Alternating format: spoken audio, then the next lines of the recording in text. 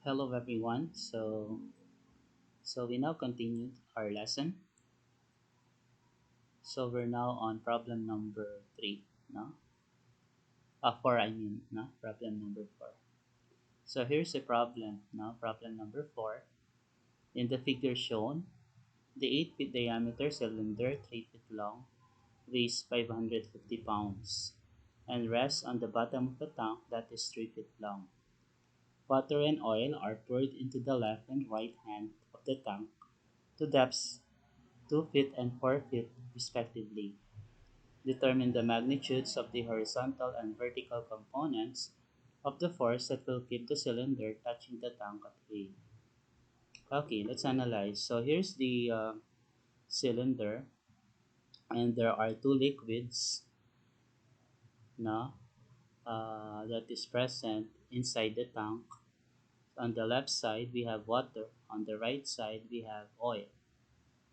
And in this case, the specific gravity of oil was found to be 0.75. The radius of the cylinder is 4 feet because the diameter of it is 8 feet, no? And it is 3 feet long, no? It is 3 feet long. So this is the uh, right side view of the cylinder, no? Considering the right side view of the cylinder, okay? So in that case, so this is the cylinder, no? And the side view of it, no?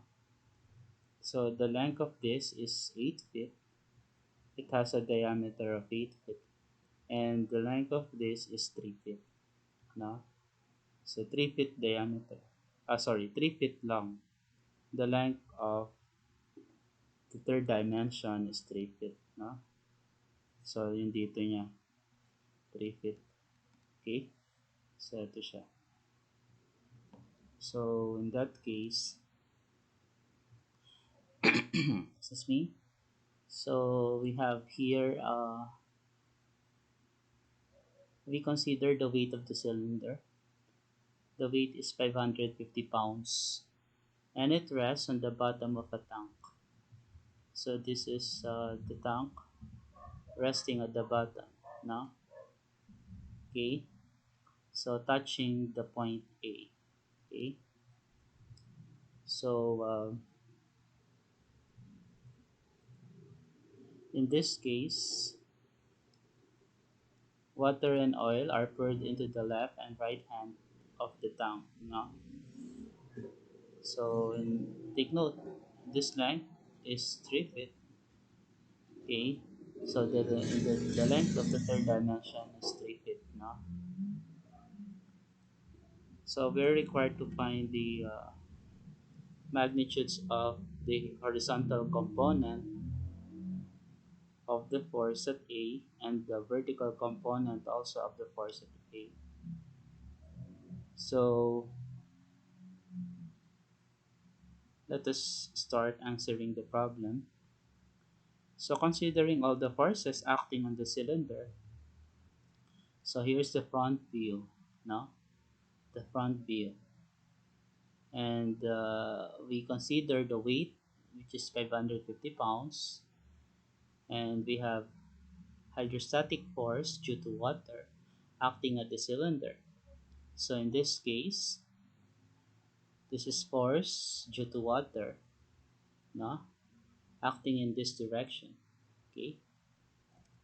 And also, we consider oil, the force due to oil acting in this direction, okay?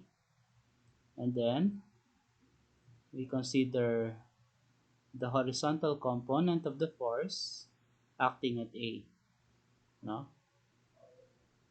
So, in this case, we assumed that the horizontal force at point A is directed to the right, no? So that is our assumption. And if our answer for the value of FA horizontal is positive, we get the right direction. No? However, if it is negative, if our answer for FA horizontal becomes negative, okay, it's the opposite direction, which is the real direction of the horizontal component. So, imbis na to the right siya, to the left siya kapag negative yung nakuha natin. Kasi ito yung assumption natin na to the right, no? Kasi meron kang dalawang liquid dyan, water and oil, no? Left hand tank, right hand ng tank. So, kumbaga, uh, sa point A, there should be a balance between water and oil, no? Para mabalance, kailangan ng puwersa sa A na para mapanatili yung kanyang pagiging in equilibrium condition, para mapanatili siyang at rest. Okay? So, kung may puwersang merong puwersang i-apply sa A para mapanatili sa ganyang position. And yung puwersa na yon, meron siyang horizontal component. At yung horizontal component na yon, okay, is assumed to be in this direction, to the right. On the other hand, we have the vertical component that is assumed to upward. Kasi meron niyang weight, right? At yung force due to water na yan, meron niyang vertical component to the upward also. FO, force due to oil, upward also, no? So, upward, downward. So, ito yung magiging assumption natin direction para sa vertical component of the force at A. So, yung assumption na yan, pag positive, again, tama yung ating assumed direction. Pag negative, it's the opposite, no? So, but will not have any problem whether positive yung or negative yung makuha natin. So, we just disregard the negative sign, no?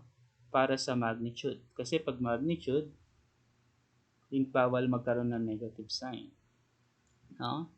So, we just disregard the negative sign of it. Okay?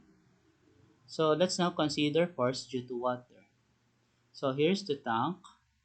And we place a cylinder. So we place a cylinder in this position, and we consider the center of the cylinder, no? The center point. Okay, and we consider also the water on the left hand tank. Okay, on the left side, and we consider oil. So due to water muna pala. So considering that, no? So, due to water only, force due to water, ito yung water. Okay? At ito yung magiging hydrostatic force natin. Okay? Due to water. Na ngayon, meron niyang horizontal component. Okay? FW1. Meron niyang vertical component. FW2. Okay? So, FW1 and FW2. Okay? So, with that, consider muna natin yung ating horizontal component, okay, FW1. Ito yung magiging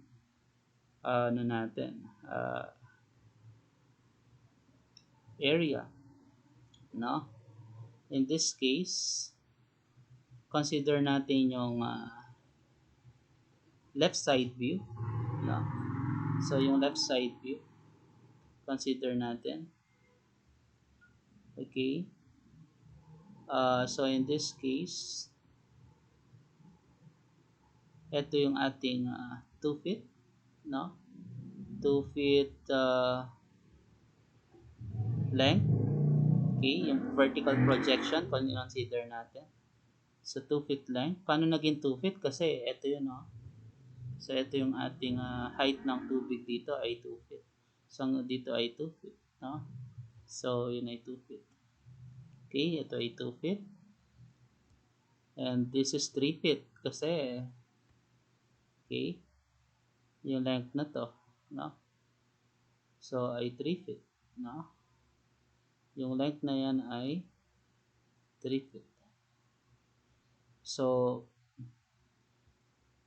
ito yung ating centroid, no? So, centroid ng ating vertical projection, no? Okay? So,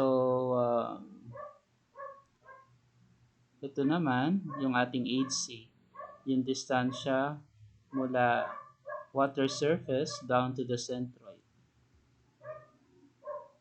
So, recall natin that the hydrostatic force is the product of the specific weight of the liquid, no? The specific weight of the liquid, which is water in this problem, HC, so ito yung HC natin, so distance yan, area ng ating plane surface, itong rectangle na yan. So, let's be specific, setting the temperature of water at 4 degrees Celsius. So, we have the unit weight of water at 4 degrees Celsius. HC natin is 1/2 of the total length, 1/2 of 2 feet. No? Then, area niyan, BA, no? 3 times 2. Okay? 3 feet times 2 feet. So, considering yon, 3 feet, 2 feet, 1/2 A. So, we have unit weight of water, 62.4 pounds per cubic foot. Okay? Multiplied by 1/2 of A. A is 2 feet, no? Then, B is 3 feet. Ito. So, ito yung ating B. Ito yung ating A. Then, yun, no? So, we will get an answer of 374.4 pounds. Okay? So, consider naman natin yung para sa FW2. Tapos na yung FW1, FW2 naman. For FW2, consider natin itong so itong part na to, FW2, upward, acting saan? So, mula dito, kasi as you can see, ito yung curve path, no? Ito yung curve path. So, meron kang curve path dito. So, sa curve path na yan, so, yan din yung curve surface. So, considering the third dimension, ayan ang curve surface, no? So, with that, so, sa curve path na yan, okay, so, sa point na yun, okay, sa point na yan, so, since the liquid is below the curve path, no, or below the curve surface, so the direction of the hydrostatic force, which is the vertical component of it, is upward, no? So FW2 is upward. At kapag ganon, we consider the imaginary volume. Okay, so this is now the imaginary volume. Okay, imaginary volume or imaginary area na merong tubig, no? So, sabihin natin yan. So, ini-imagine natin ngayon na itong part na to ay kahit walang tubig ay i-assume natin may tubig para makalculate yung FW2, no? So, with that, ito yung FW2 acting considering this section, itong section na yan. Okay? So, with that, so itong part na yan, na area, i-assume natin na meron siyang liquid water. So, i-assume natin na meron siyang liquid water, no? Or we will imagine na it is filled with liquid water, no? So, this is imaginary liquid, no? So, ganun ang process pagka nasa case 2. Kasi case 2 yan, eh. Case 2 ng hydrostatic force on the curved surface, no? So, with that, consider natin yung third dimension. Okay? So, we have this figure. Yan. So, ito yung ating figure. Third dimension. So, yan ang magiging volume. So, meron yung volume ngayon, yung three-dimensional figure na to. At yung volume na yon may kaakibat na weight. No? At yung weight na yon, yun yung FW2 na na mahanap natin. No? Yun ang hinahanap natin.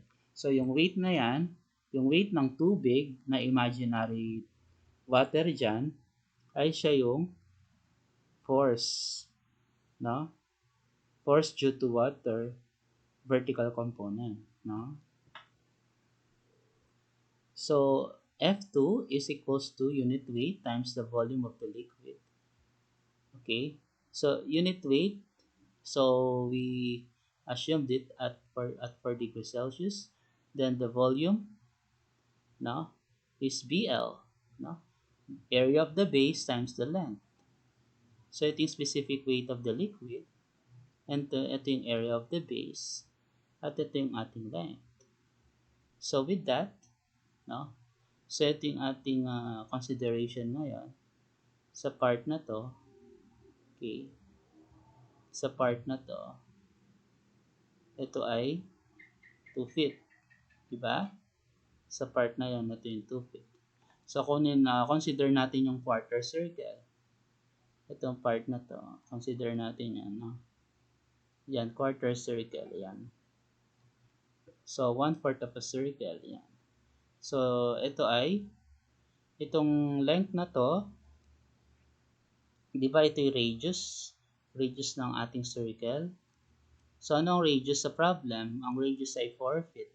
So, ito ay 4 feet. Kung yan ay 4 feet, radius din ba to yung haba na yan, yung blue line? Yes. 4 feet din yan, no? Radius din yan. So, tatanggalin natin yung part na yon, no? Okay? Tatanggalin natin yung part na yon. So, ito lang matitira natin. Ayan. Ito lang yung matitira natin. Itong, consider natin itong area na yan. Okay? Which is this. Okay? So, in that case,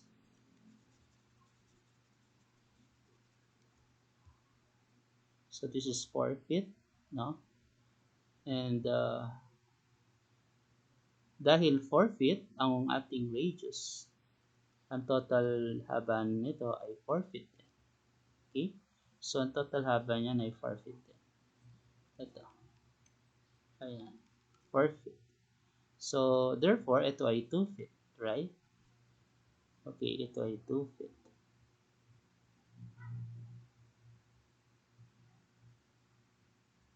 So, yan. So, ang tawag dito, sector. No? Sector. So, naturo ko na yan before, yung sector. Sector of a circle yan. No? Ganyan ang itsura ng sector. So, ang area ng sector ay 1/2 square of the radius times yung angle. So, itong angle na to. Angle, ang tawag dyan ay given angle. So, basta, excuse me, basta meron kang two sides at angle between ng two sides ay may angle, okay, na kung saan pareho yung haba ng dalawang two sides na yon at na kung saan ito ay arc ng circle. Itong part na to, arc. Ang matasabi natin yan ay sector. Okay? Basta arc yan ng isang circle, arc. Arc of a circle. Tapos radius, theta. Ang area niyan So, yan ang sector natin. Yung section na yan, ang tawag dyan sector. At ang area niyan ay 1/2 r squared multiplied by that angle expressed in radian. Take note ha, dapat naka-radian. No?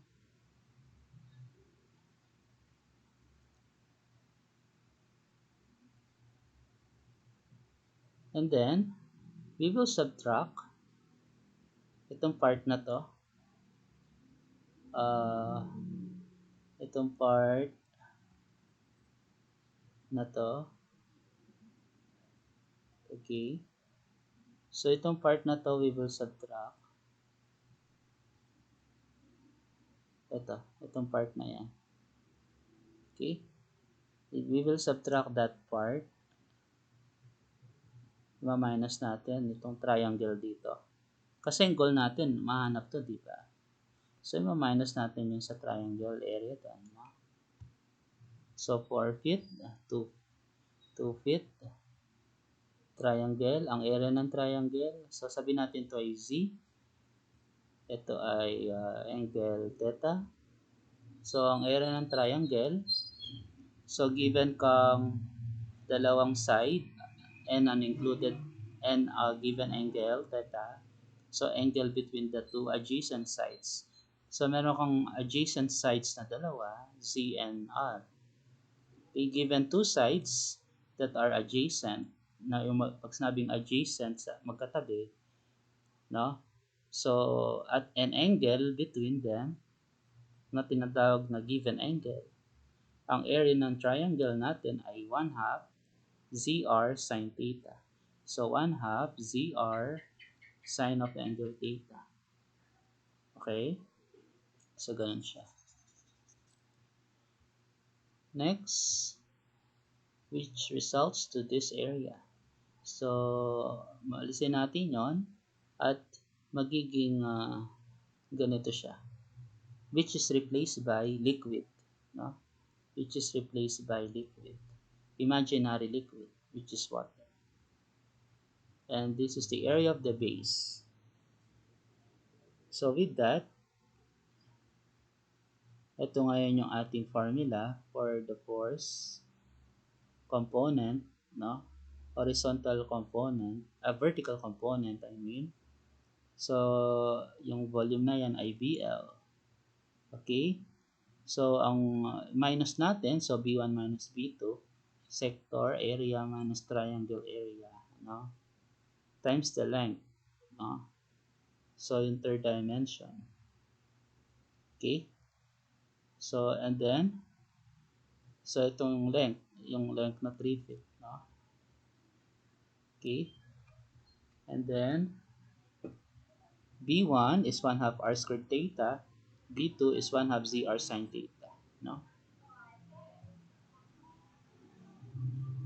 So, considering that, ito yung kanina. So, ang theta natin ay makukuha natin by formula r cosine z over r. Paano nakuha yan? So, ito yung theta. At ito ay right triangle. So, kung yan ay right triangle, anong tawag dyan sa side na yan? Na malapit dun sa angle. At anong tawag sa 4 na yan? So, yan yung na opposite dun sa 90 degrees angle. So, yan ay hypotenuse. Anong tawag dito? Adjacent. Okay? Adjacent. With respect to theta, yan ay adjacent side. Okay? So, ano ang cosine ng theta? SOHCAHTOA. Recall natin SOHCAHTOA. Sine is opposite over hypotenuse. Cosine is adjacent over hypotenuse. Tangent is opposite over adjacent. No? Okay? So, with that, cosine theta is equals to 2 of z over r, no? Z over r. Ayan. So, kung z over r, kukunin ko yung theta. Ang gagawin ko, kabaligtaran. Kung cosine theta, arc cosine, no? Arc cosine z over r. So, yan. Arc cosine z over r. So, arc cosine z over r. Arc cosine. No. Arc cosine z over r. So, yung cosine to the negative 1, arc cosine yun. No? So, sa calculator, makakalculate naman natin.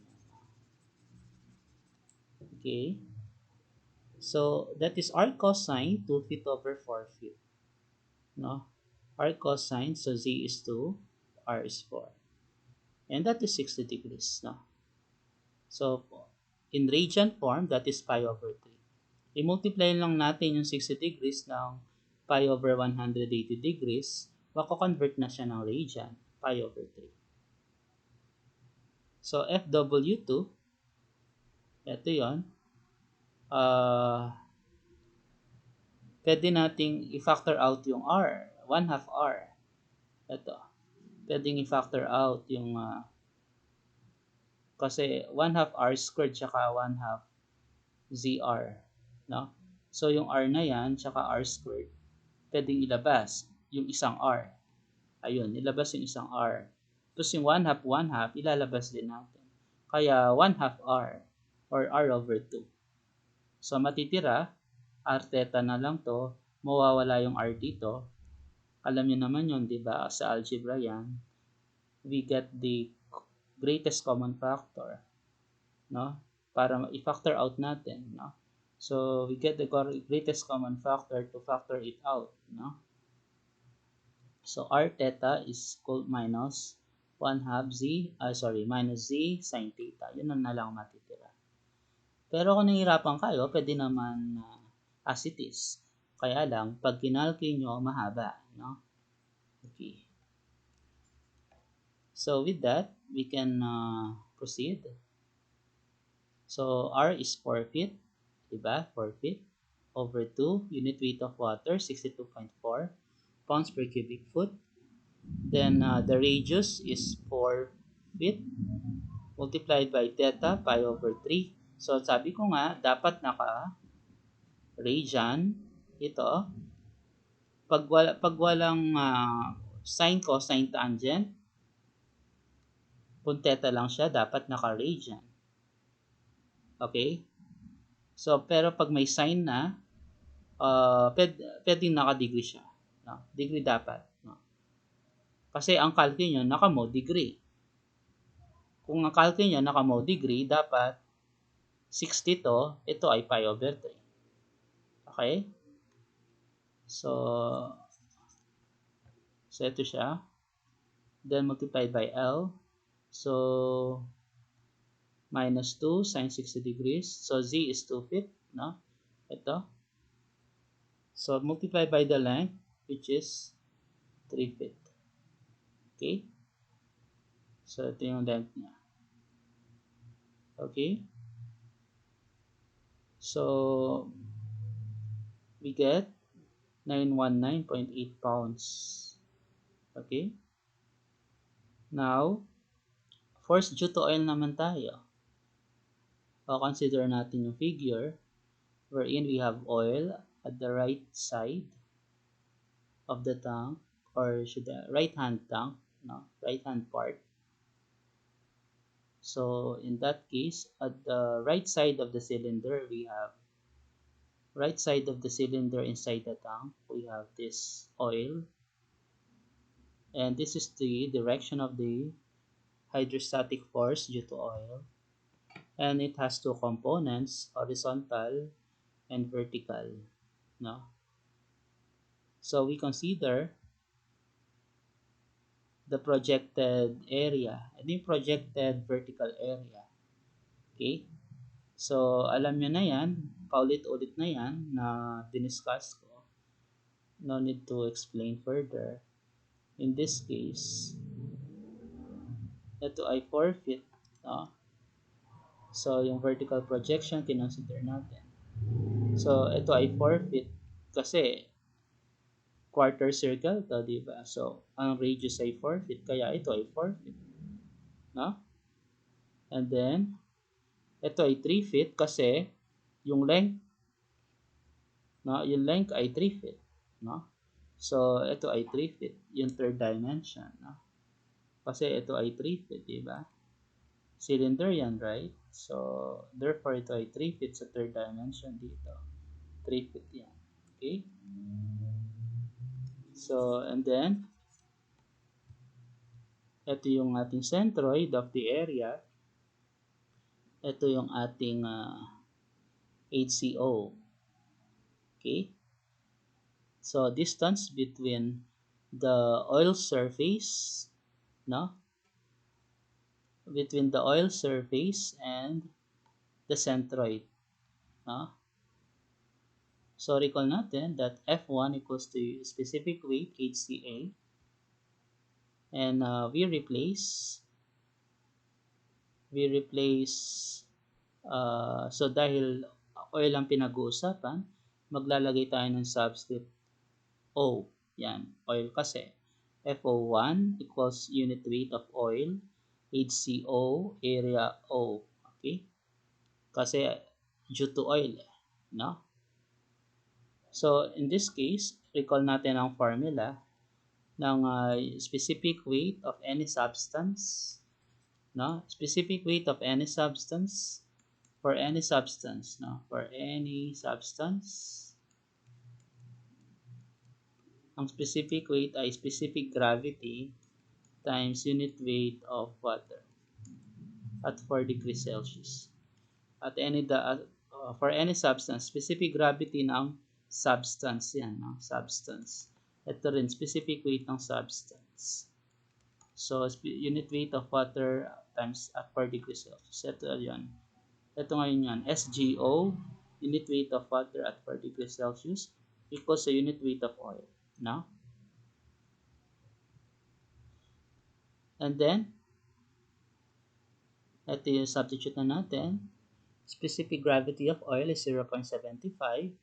Unit weight of water at 4 degrees Celsius is 62.4 pounds per cubic foot. HCO is 1/2 of 4 feet. No? 1/2 of 4 feet. Okay? And then, area O. So, paano siya naging 1/2 of 4 feet? Kasi 4 feet yan, at tapos ito ay rectangle. So, nandito yung kanyang centroid. So, from the top down to the centroid, that is 1/2 of the total length, which is 4. 1/2 of 4, no, which is 2. Okay, 1/2 of A. Then area is area of the plane surface. 3 times 4, no? Ayun, square feet. Okay? So, magkakaroon tayo ng unit na pounds. So, we have 1123 pounds. This is the horizontal component of the hydrostatic force due to oil. No? So, consider naman natin yung vertical component due to oil, FO2. So, in this case, FO2, so quarter circle, okay, ang consider natin. So, ito yung part na affected, no? Ito yung part na affected. Dahil nasa case 2 tayo. In that case, this is filled with imaginary oil. So, this is imaginary oil. Okay? Taking this area. No? So, and also, syempre, meron yung volume. Meron tayong imaginary volume ng oil. No? Imaginary volume ng oil. Yan. Okay? Okay? So, that's imaginary volume. And, consider natin recall natin yung formula. F2 equals specific weight times the volume of the liquid. No? So, specific weight of oil, area of the base of oil, and the length, 3 feet. Ating length 3 feet, no? So, so FO2 equals to SGO. So, kinopy lang natin. Okay. Specific weight, SGO. Kasi unit weight of oil. So, specific, ito yung unit weight ng oil. Shortcut na lang yan, no? And then, BO, area of the base, and times the length para sa volume. Okay? So, ating magiging result. Ang BO natin, quarter circle yan. So, that is 1/4 of the area of a circle. Pi r squared kasi yung area ng circle. So, this is 4 feet. This is 4 feet. So, substitute the values. We have 0.75, specific gravity of oil. Ito. Then, 62.4. Then, radius of 4 feet. So, ito siya. Then, length of 3 feet. Ito.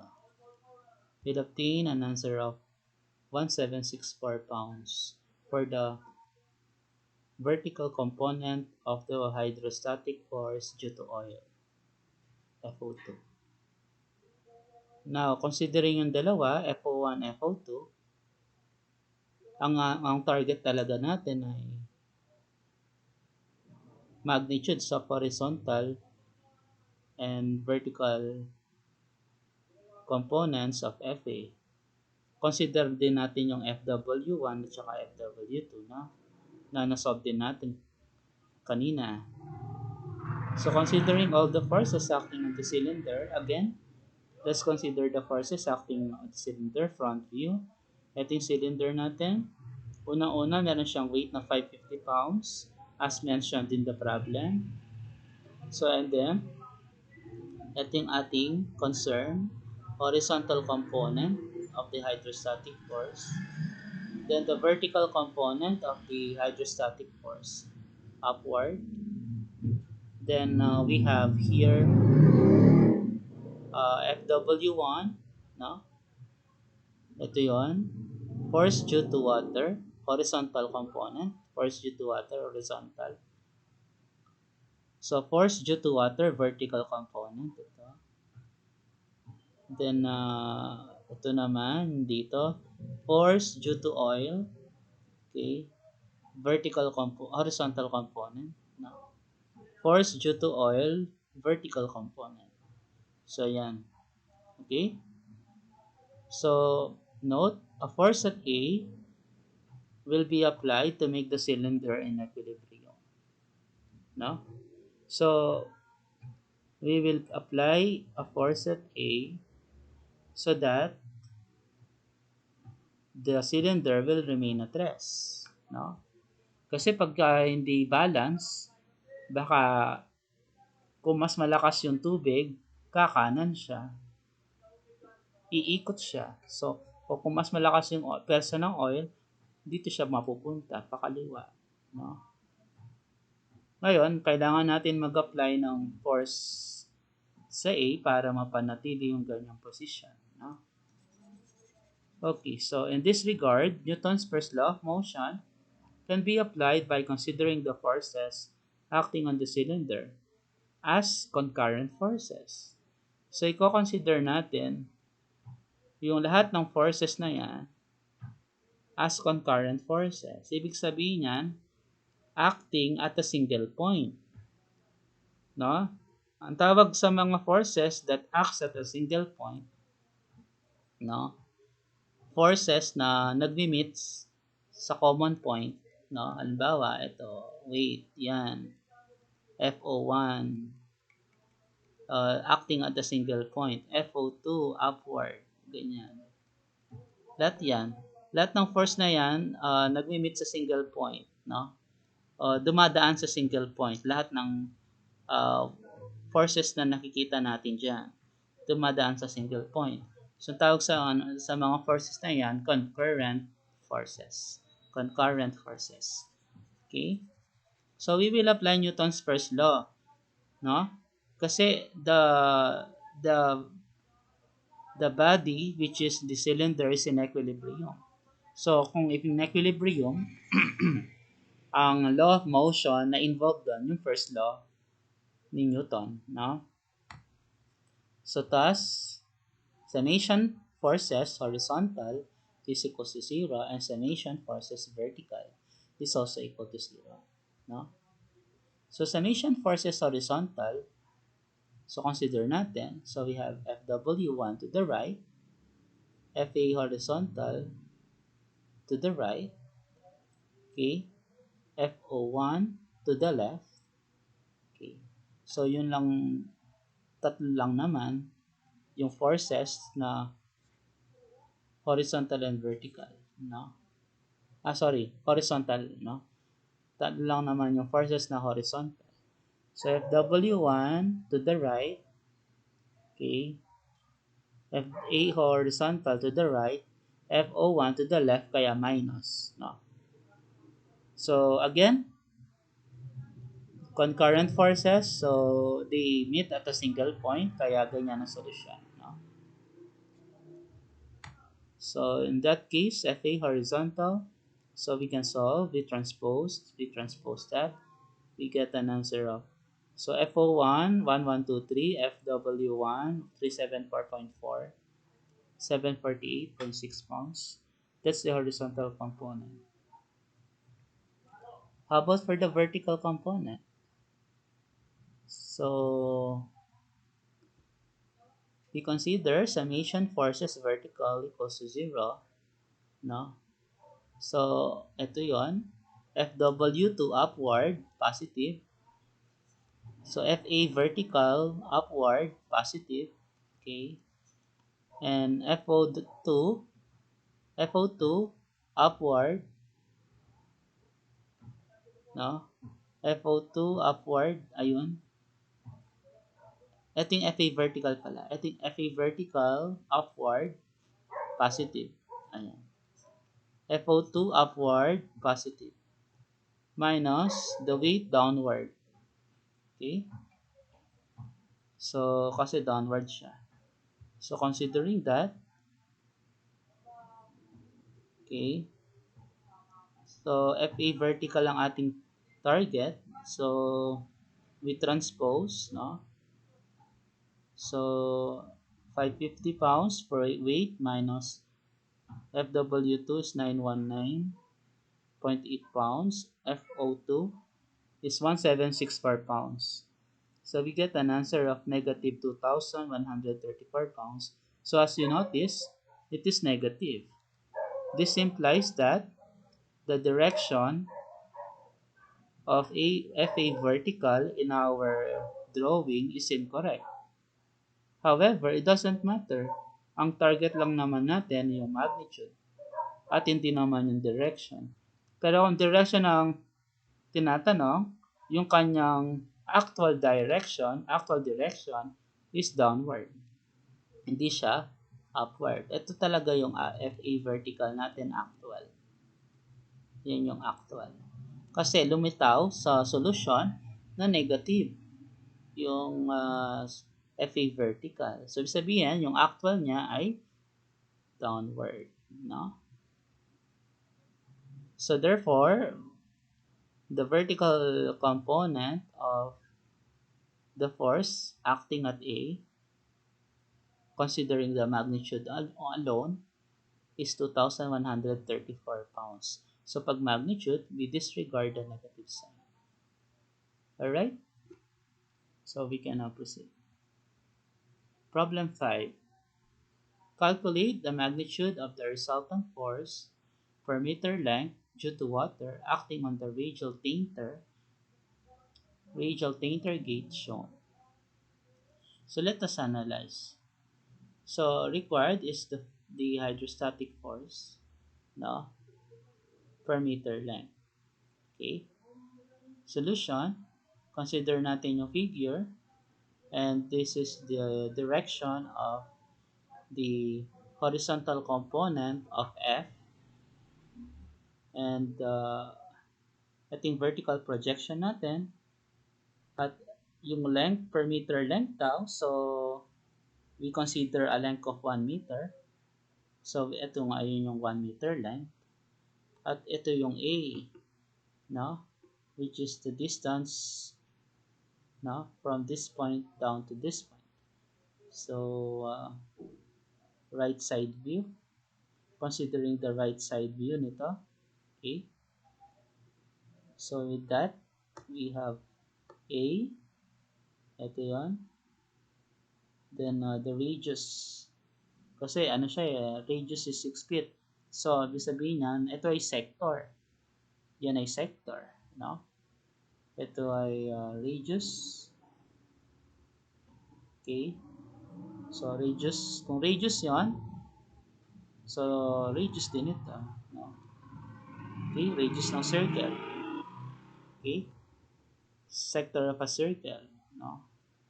So, itong angle na yan, 60 degrees. Okay? 60 degrees. So, note, if two adjacent sides of a triangle, ito yon, are equal in measure, equal sila, and the given angle between two adjacent sides, ayan, 60 degrees, angle between two adjacent sides is 60 degrees, then the third side, yung A, will also be equal in measure with the other two sides. Okay?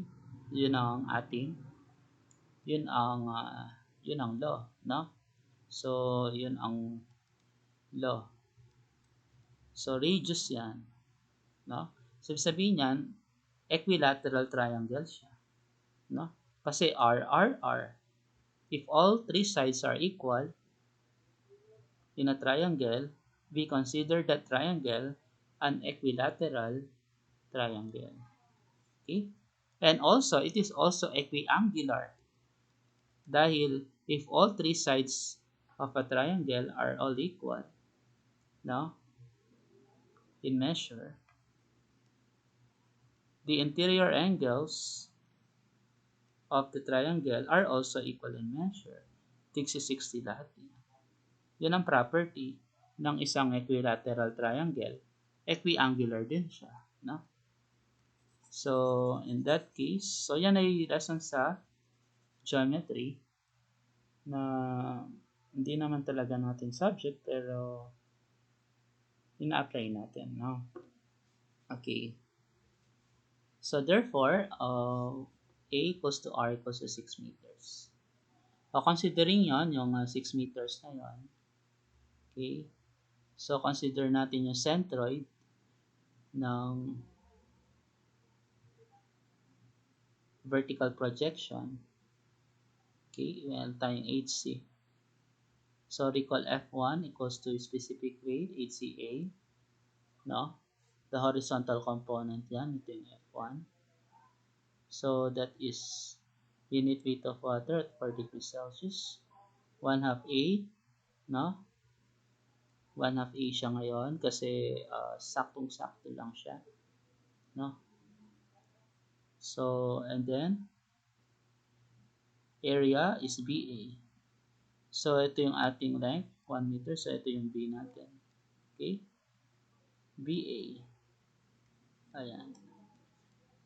So, in that case, 9.81, 1/2, 6. BA, 1 times 6. Ito. So, we get an answer of 176.6 kilonewtons.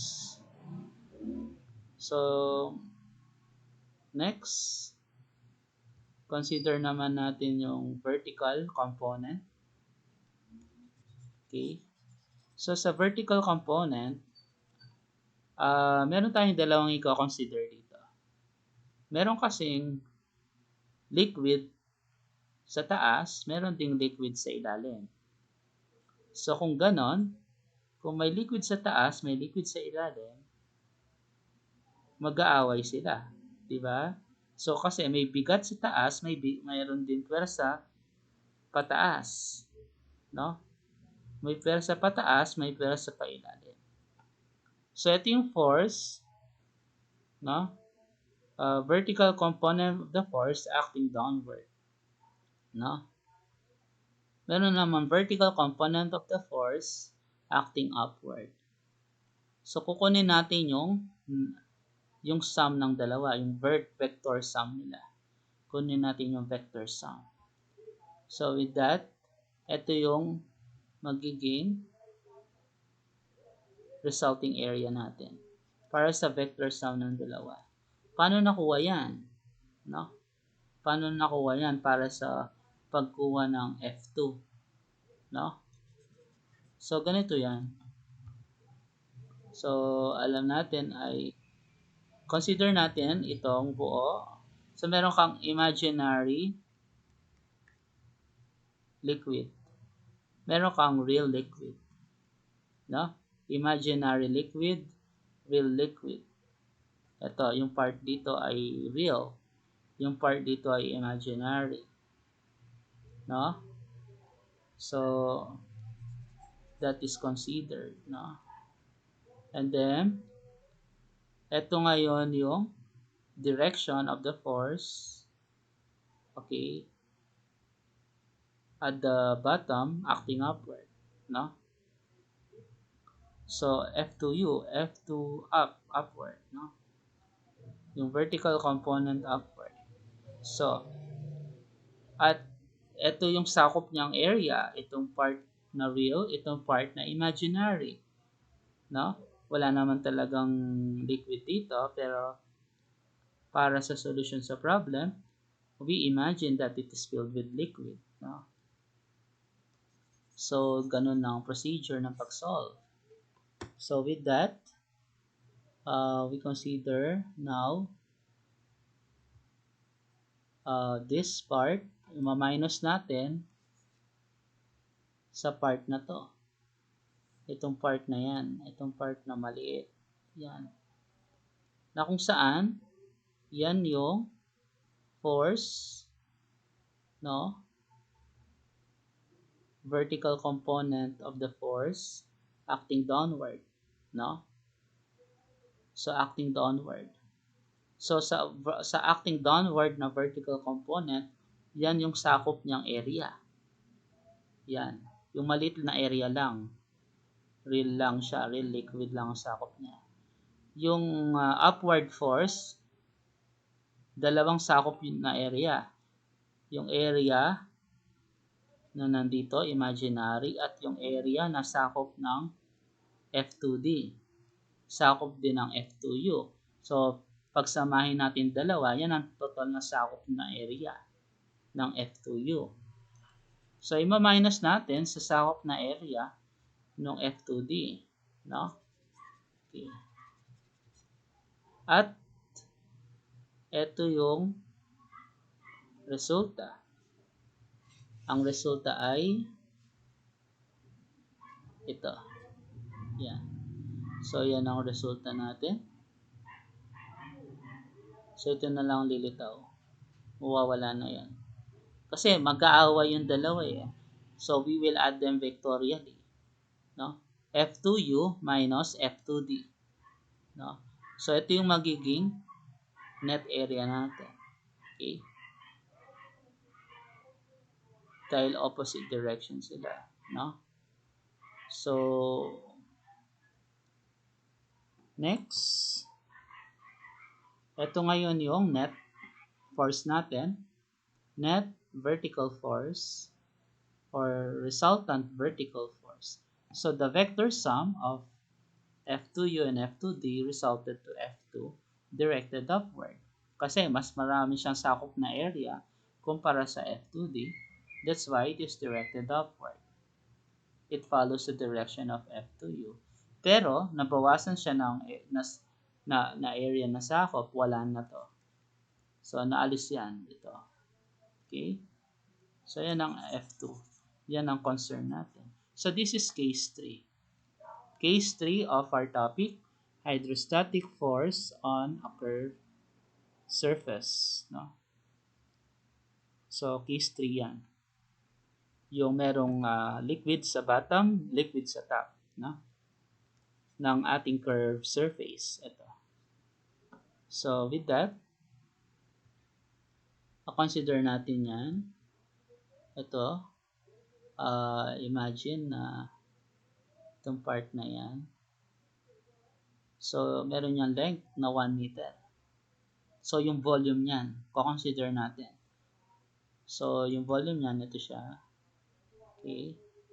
So, this is 1 meter length, diba? Ayan.